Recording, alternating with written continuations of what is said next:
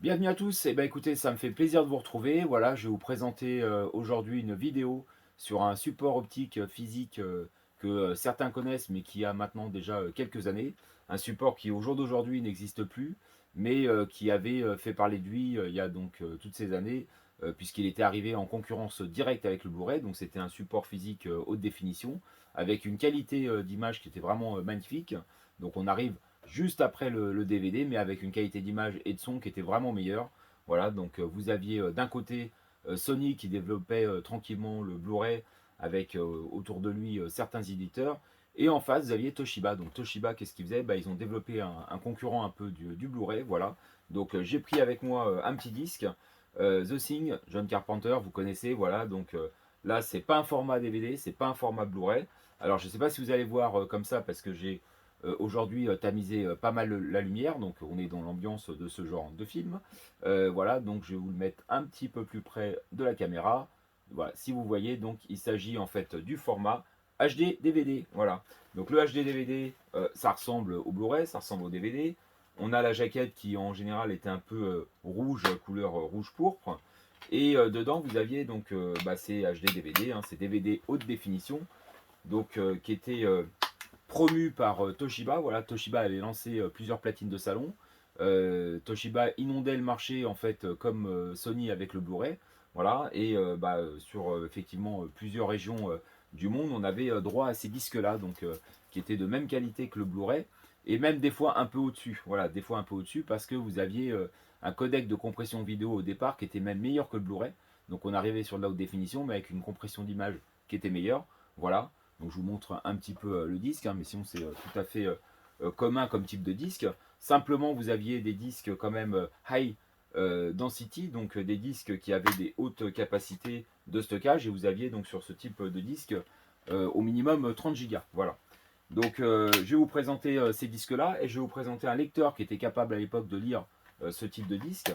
Alors il ne s'agit pas d'une platine de salon, j'ai fait une vidéo avec la platine de salon, notamment Toshiba.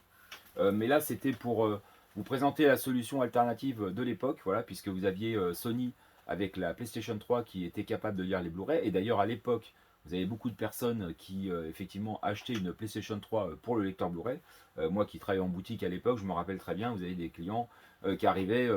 Bonjour, est-ce que vous avez PlayStation 3? Bah écoutez, oui. Est-ce que vous voulez des jeux avec? Et non, non, pas du tout. Moi, c'est juste pour lire les films, juste pour lire les Blu-ray. Voilà, c'était comme ça que sont parties beaucoup de consoles. Et en face, vous aviez Microsoft. Alors Microsoft, il y avait la Xbox 360.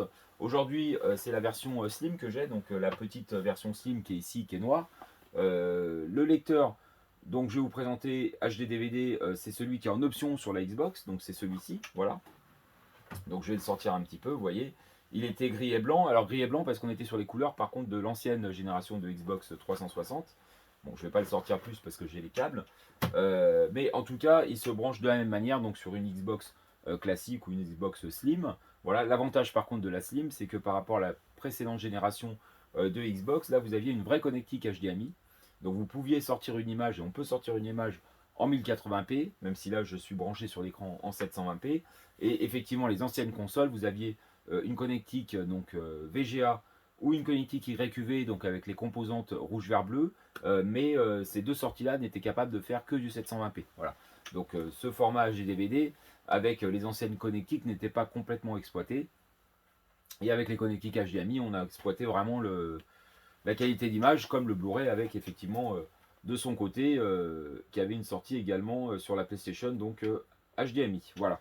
Donc je vais ouvrir ce petit lecteur. Alors c'est un lecteur que j'ai trouvé d'occasion, puisque effectivement on peut en trouver encore dans les à peu près voilà, 50 euros. Alors là j'ai trouvé un peu moins de 50 euros celui-là, et en plus en très très bon état. Donc pour ceux qui ont encore des HD DVD, voilà, et qui veulent pas forcément s'encombrer d'une platine de salon, mais qui ont une Xbox, et ça peut être intéressant d'acheter encore ce type de matériel pas très cher et de pouvoir se relire ces petites galettes, voilà, avec une superbe qualité d'image. Je vous présente également la télécommande. Donc la télécommande, ce qui est très intéressant, c'est que ça ressemblait vraiment à une télécommande de platine de salon. Donc vraiment bonne prise en main. Voilà, on n'avait pas peur de la casser ni de l'abîmer au fur et à mesure d'appuyer dessus. Et petite particularité, donc ça c'était très appréciable. On n'avait pas forcément, même sur des lecteurs des fois presque haut de gamme, hein, DVD ou même Blu-ray, hop, la télécommande et ben elle se rétro-éclairait. Voilà, donc c'est très sympa. Alors voilà, ça permettait notamment, bah, effectivement, si vous avez coupé toute l'image, vous regardez un film comme The Thing, qui est quand même un film qui se passe dans l'obscurité pour pas mal de scènes, et ben vous pouvez retrouver, voilà, si vous avez d'un coup, hop, vous avez peur dans une scène, vous pouvez mettre pause, hop, et ben vous appuyez sur pause et vous retrouvez votre lumière. Voilà. Alors pourquoi je dis ça? Bon, The Thing, hein, pour ceux qui connaissent, effectivement, vous aurez compris. Pour ceux qui connaissent pas, voilà, c'est un film qui est très culte, un film comme Alien, un film des années 80, science-fiction, un film d'horreur. D'ailleurs, il est effectivement interdit sur le principe au moins de 16 ans, mais je pense même, selon les régions, au moins de 18 ans. Voilà, donc on est sur un film effectivement de John Carpenter, un film vraiment qui fait ressentir les sentiments, les sensations de peur en fait dans ce film. Donc ça c'est vraiment quelque chose qui est devenu culte. Et puis vous aviez la musique d'Ennio Morricone, donc c'était vraiment aussi la bande son qui était vraiment très sympa. Donc là, un HD DVD permet d'exploiter toute cette qualité de son et d'image. Voilà.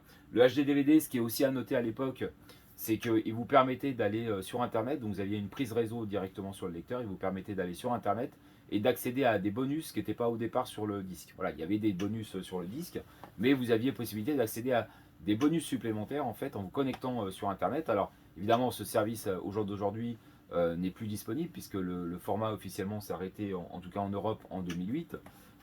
Mais on peut quand même bien sûr accéder aux bonus qui sont encore sur le disque. Voilà. Au niveau de la qualité de son, là vous aviez donc du Dolby Digital Plus, voilà, donc c'était un format qui était déjà mieux que le Dolby Digital. Et sur cette version, j'ai juste la bande, la VO en fait, hein, la bande son américaine, puisque c'était un disque américain pour celui-là. Voilà. Donc j'ai juste lancé le lecteur pour que vous puissiez voir qu'il fonctionnait bah, exactement comme un add-on hein, vraiment de la console. Donc là, vous baladiez, voilà, vous baladiez sur en fait le Xbox, le menu de la Xbox. Hop,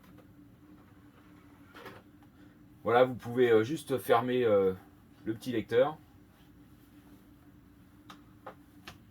Et après, il y avait un petit chargement qui se faisait. Alors, c'était très très silencieux quand même hein, pour autant.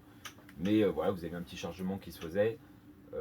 D'ailleurs, on disait à l'époque hein, que le lecteur HDVD était plus lent à charger que le lecteur Blu-ray. Alors, je ne l'ai pas forcément vérifié. Il y a quand même des Blu-ray, même au jour d'aujourd'hui, qui sont assez lents. C'est vrai que là, ça met un petit peu de temps, mais bon, après, voilà, il faut ce qu'il faut. Donc, si on veut une belle qualité d'image et de son, on peut patienter quelques secondes. Voilà. En tout cas, voilà. Donc, je vais pas vous montrer le film, mais vous voyez que rien que sur le logo Universal, vous avez vraiment déjà la netteté sur le logo. Voilà.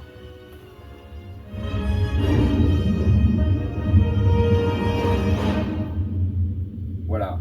HD DVD et menu de roulant, donc comme sur les Blu-ray, donc des menus interactifs très sympas.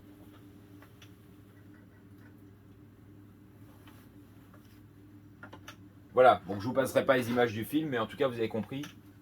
Effectivement, voilà, c'est vraiment un format qui est très sympa, un format que je vous recommande pour ceux qui ne l'ont jamais utilisé. Voilà, si vous en trouvez bah, peut-être dans des vides-greniers ou ailleurs, vous pouvez en trouver aussi sur des sites internet.